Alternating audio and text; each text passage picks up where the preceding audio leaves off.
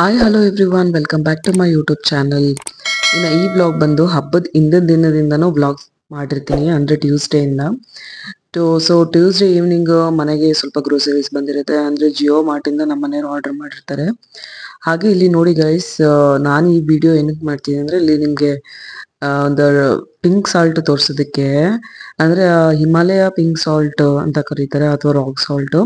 ಇದರಲ್ಲಿ ತುಂಬಾ ಅಂದರೆ 2 ವೆರೈಟೀಸ್ ಇದೆ. ಸೊ 2 ವೆರೈಟೀಸ್ ಏನೋ ತರಿಸಿದ್ವಿ.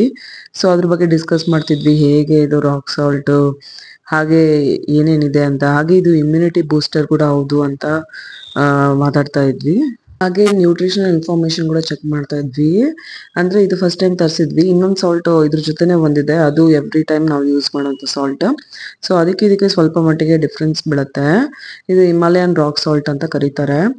ಊಟ ಎಲ್ಲ ಮುಗಿಸ್ಕೊಂಡು ಇನ್ನು ನೈಟ್ ಅಲ್ಲಿ ಮೂವಿ ನೋಡ್ಕೊಂತ ಮಾವಿನ ತೋರಣ ಕಟ್ತಾ ಇದ್ದೀನಿ. ಅಂದ್ರೆ ನಾನು ಸ್ವಲ್ಪ ಮಟ್ಟಿಗೆ ಕಟ್ಟಿದೆ, ಇನ್ನು ನಮ್ಮ ಮನೆಯವರು ಫುಲ್ ಕಟ್ಬಿಟ್ಟು ಟೈ ಮಾಡಿದ್ರು. ಅವ್ರು ರಾತ್ರಿ ಸ್ವಲ್ಪ ಲೇಟಾಗಿ ಮಲ್ಕೊಂಡ್ರು. ಸೊ ನಾನು ನೆಕ್ಸ್ಟ್ ಡೇ ಮಾರ್ನಿಂಗ್ 3:30ಗೆನೆ ಎದ್ಬಿಡ್ತೀನಿ. ಸೊ ಎದ್ಬಿಟ್ಟು ಮನೆಯೆಲ್ಲ ಕ್ಲೀನ್ ಮಾಡ್ಕೋಬೇಕಾಗಿರುತ್ತೆ. ನೈಟೇ ಕ್ಲೀನ್ ಮಾಡೋಣ ಅಂತ ಅನ್ಕೊಂಡಿದ್ದೆ, ಬಟ್ ಲೇಟ್ ಆಯ್ತು ನಾನು ಮಲ್ಕೊಳ್ಳೋದು. ಸೊ ಎದ್ದ ತಕ್ಷಣನೇ ಕಸ ಗುಡಿಸಿ ನೆಲ ಒರೆಸಿ ಹಾಗೆ ಫ್ರೆಶ್ ಅಪ್ ಆಗ್ಬಿಟ್ಟು ಇನ್ನ ಫಸ್ಟ್ ಅಡಿಗೆಗೆ ರೆಡಿ ಮಾಡ್ಕೊಂಬೇಡ ಅಂತೇಳಿ ಇಲ್ಲಿ ರೆಡಿ ಮಾಡ್ಕೋತಾ ಇದ್ದೀನಿ. ಸೊ ಇವತ್ತು ಫೆಸ್ಟಿವಲ್ ಅಲ್ವಾ, ಸೊ ಒಬ್ಬಟ್ಟು ಹಾಗೆ ಚಿತ್ರಾನ್ನ ಹಾಗೆ ಹೋಳ್ಗೆ ಸಾರು ಇದನ್ನೆಲ್ಲ ರೆಡಿ ಮಾಡ್ಕೊಳ್ಳೋಣ ಅಂತ ರೆಡಿ ಮಾಡ್ಕೋತಾ ಇದ್ದೀನಿ. ಸೊ ನಾನು ಯಾವಾಗಲೂ ಕಿಚನ್ದಾಗ ಫಸ್ಟ್ ಮಾಡೋ ಕೆಲಸ ಏನು ಅಂದರೆ ನೀರು ಬಿಸಿ ಮಾಡೋದು. ಸೊ ನೀರೆಲ್ಲ ಕಾಯಿಸ್ಕೊಂಡು ಒಂದು ಕಡೆ ಇಟ್ಕೊಂಡಿರ್ತೀನಿ. ಸೊ ನಾನು ಕುಡಿಯೋಷ್ಟಕ್ಕೆಲ್ಲ ಸ್ವಲ್ಪ ತಣ್ಣಗಾಗುತ್ತೆ. ಹಾಗೆ ಇಲ್ಲಿ ಹೋಳಿಗೆಗೆ ಹಿಟ್ಟು ನೆನೆಸ್ಕೊತಾ ಇದ್ದೀನಿ. ಸೊ ಈ ಹಿಟ್ಟಿಗೆ ಸ್ವಲ್ಪ ಅರಿಶಿನ ಹಾಗೆ ಆಯಿಲ್ ಸ್ವಲ್ಪ ಮಿಕ್ಸ್ ಮಾಡ್ಕೊಂಡು ಹಾಗೆ ನೀರಲ್ಲಿ ಚೆನ್ನಾಗಿ ಕಲ್ಸ್ಕೊತಾ ಇರಬೇಕು. ಹಾಗೆ ಒಂದ್ ಕಡೆ ನಾನು ಬೇಳೆಗೆ ಬೇಯಿಸಕ್ಕೆ ಇಟ್ಟಿದ್ದೀನಿ, ಹಾಗೆ ಒಂದ್ ಕಡೆ ರೈಸ್ಗೂ ಕೂಡ ಇಟ್ಟಿದ್ದೀನಿ. ಸೊ ಬೇಳೆ ಎಲ್ಲ ಬೆಂದಿದೆ, ಇನ್ನು ರೈಸ್ ಕೂಡ ಆದ ತಕ್ಷಣನೇ ಒಂದ್ ಕಡೆ ಚಿತ್ರಾನ್ನ ರೆಡಿ ಮಾಡ್ಕೋತಾ ಇದ್ದೀನಿ. ಹಾಗೆ ಇನ್ನು ಬೇಳೆ ಎಲ್ಲ ಚೆನ್ನಾಗಿ ಬಾಯ್ಲ್ ಆಯ್ತು. ಇಲ್ಲಿ ಒಂದ್ ಕಡೆ ಸಾಂಬಾರ್ಗೆ ರೆಡಿ ಮಾಡ್ಕೋತಾ ಇದ್ದೆ, ಹೋಳಿಗೆ ಸಾರಿಗೆ ರೆಡಿ ಮಾಡ್ಕೋತಾ ಇದ್ದೆ. ಸೊ ಚಿತ್ರಾನ್ನ ಎಲ್ಲ ಆದ ತಕ್ಷಣನೇ ಅನ್ನಕ್ಕೆ ಕಲಿಸ್ತಾ ಇದ್ದೀನಿ. ಚಿತ್ರಾನ್ನ ಎಲ್ಲಾನು ಚೆನ್ನಾಗಿ ರೆಡಿ ಆಯ್ತು, ಒಂದ್ ಕಡೆ ಇಟ್ಬಿಟ್ಟೆ. ಹಾಗೆ ಹೋಳ್ಗೆಗೆ ಹೂರ್ಣ ಎಲ್ಲ ಚೆನ್ನಾಗಿ ಬೆಂದಿತ್ತು. ಸೊ ಅದನ್ನ ಒಂದ್ ಕಡೆ ತಣ್ಣಗಾಗಕ್ಕೆ ಇಟ್ಟಿದ್ದೀನಿ. ಹಾಗೆ ಒಂದ್ ಕಡೆ ಸಾಂಬಾರ್ ಕೂಡ ಬಾಯ್ಲ್ ಆಗ್ತಾ ಇದೆ ಚೆನ್ನಾಗಿ. ಸೊ ಈ ಗ್ಯಾಪ್ ಅಲ್ಲಿ ಹಾಗೆ ದೇವ್ರ ಮನೆನೂ ಹಾಗೆ ದೇವ್ರ ಫೋಟೋಸ್ನ ಎಲ್ಲ ಕ್ಲೀನ್ ಮಾಡ್ಕೊಳ್ಳೋಣ ಅಂತೇಳಿ ಒಂದ್ ಕಡೆ ಕ್ಲೀನ್ ಮಾಡ್ಕೊತಾ ಇದ್ದೀನಿ. ಸೊ ನಾನು ಏನಕ್ಕೆ ಬೇಗ ಪೂಜೆ ಸ್ಟಾರ್ಟ್ ಮಾಡ್ಕೊಂಡೆ ಅಂದ್ರೆ, ಒಂದು ರೀಲಲ್ಲಿ ನೋಡಿದ್ದೆ, ಸ್ವಾಮೀಜಿ ಹೇಳಿದ್ರು ಅಂದರೆ ಬ್ರಾಹ್ಮಿ ಮುಹೂರ್ತದಲ್ಲಿ ಪೂಜೆ ಮಾಡಿದ್ರೆ ತುಂಬ ಚೆನ್ನಾಗಿರುತ್ತೆ ಅಂತ. ಸೊ ಬ್ರಾಹ್ಮಿ ಮುಹೂರ್ತ ಅಂದರೆ ಬಂದು 4 to 6ವರೆಗೂ ಇರುತ್ತೆ.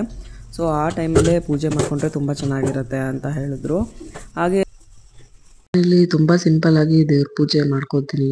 ನಮ್ಮನೇಲಿ ಸ್ವಲ್ಪ ಮಟ್ಟಿಗೆ ಫೋಟೋಸ್ ಇರೋದು, ಜಾಸ್ತಿ ಫೋಟೋಸ್ ಇಲ್ಲ. ದೇವ್ರ ಫೋಟೋಸ್ ಎಲ್ಲ ತೊಳೆದು ಹಾಗೆ ಕುಂಕುಮ ಎಲ್ಲ ಹಚ್ಚಿ ಹಾಗೆ ಒಂದ್ ಕಡೆ ಬಾಗ್ಲಿ ಪೂಜೆನ ಮಾಡ್ಕೋತಾ ಇದ್ದೀನಿ. ಸೊ ಬಾಗ್ಲಿಗೆ ಇದೆಲ್ಲಾನು ಅರ್ಶನ ಎಲ್ಲ ಒಂದ್ ಕಡೆ ಹಚ್ಕೋತಾ ಇದ್ದೀನಿ.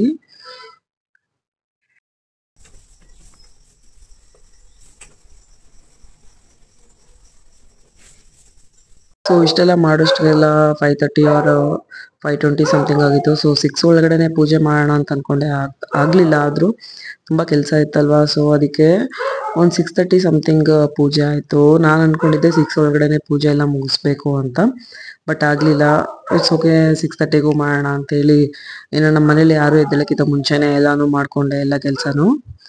ಹಾಗೆ ಇನ್ನು ದೇವ್ರಿಗೆ ಸಿಂಪಲ್ ಆಗಿ ಪೂಜೆ ಮಾಡಿದೆ. ಹಾಗೆ ಪ್ರಸಾದ ಎಲ್ಲ ಮಾಡ್ಕೊಂಡೆ. ಒಬ್ಬಟ್ಟು ಎಲ್ಲ ರೆಡಿ ಆಯ್ತು, ಒಬ್ಬಟ್ಟು, ಚಿತ್ರಾನ್ನ, ಹೋಳಿಗೆ ಸಾರು, ರೈಸ್ ಇದನ್ನೆಲ್ಲ ಒಂದ್ ಕಡೆ ರೆಡಿ ಮಾಡಿ ಇಟ್ಕೊಂಡು ಇನ್ನು ದೇವ್ರಿಗೆ ನೈವೇದ್ಯ ಇಟ್ಟು ಆಮೇಲೆ ಪೂಜೆ ಮಾಡ್ತೀನಿ. ಹಾಗೆ ಫ್ರೂಟ್ಸ್ ಎಲ್ಲಾನು ನಾನು ಮುಂಚೆನೆ ತಂದಿಟ್ಕೊಂಡಿರ್ತೀನಿ. ಎಲ್ಲ ಹಬ್ಬದ ದಿನ ಬೇಗ ಇದೆಲ್ಲ ಕೆಲಸ ಆಗ್ಬೇಕಂದ್ರೆ ಒಂದಿನ ಮುಂಚೆನೆ ಇದೆಲ್ಲ ತಂದಿಟ್ಕೋಬೇಕು. ಇನ್ನು ಹೋಳಿಗೆ ಸಾರು ಅಂತೂ ತುಂಬಾ ಚೆನ್ನಾಗಿತ್ತು. ಹಾಗೆ ಒಬ್ಬಟ್ಟು ಕೂಡ ತುಂಬಾ ಟೇಸ್ಟಿಯಾಗಿ ಸಖತ್ತಾಗಿ ಬಂದಿತ್ತು.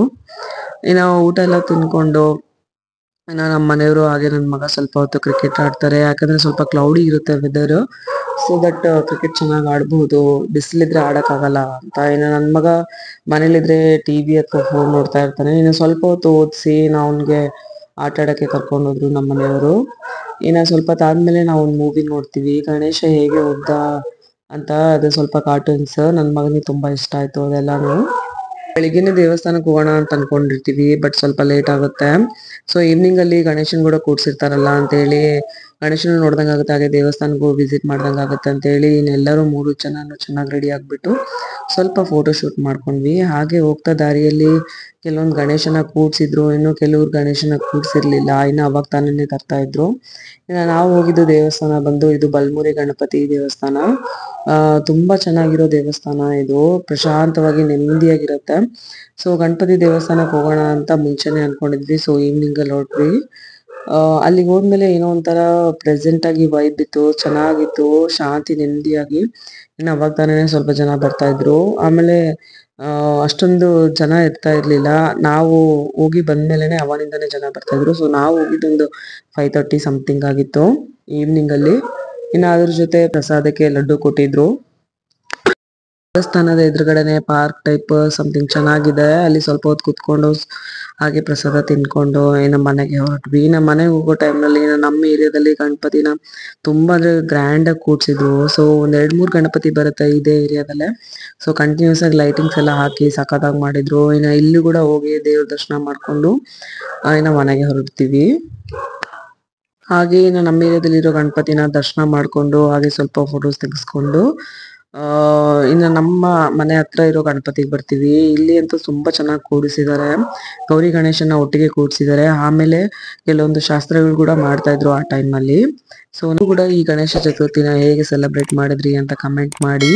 ನಾನು ಈ ವಿಡಿಯೋನ ಇಲ್ಲಿಗೆ ಎಂಡ್ ಮಾಡ್ತಿದ್ದೀನಿ. ನಿಮ್ಗೆ ಈ ವಿಡಿಯೋ ಇಷ್ಟ ಆದ್ರೆ ಲೈಕ್, ಶೇರ್, ಸಬ್ಸ್ಕ್ರೈಬ್ ಮಾಡಿ. Thank you for watching the video.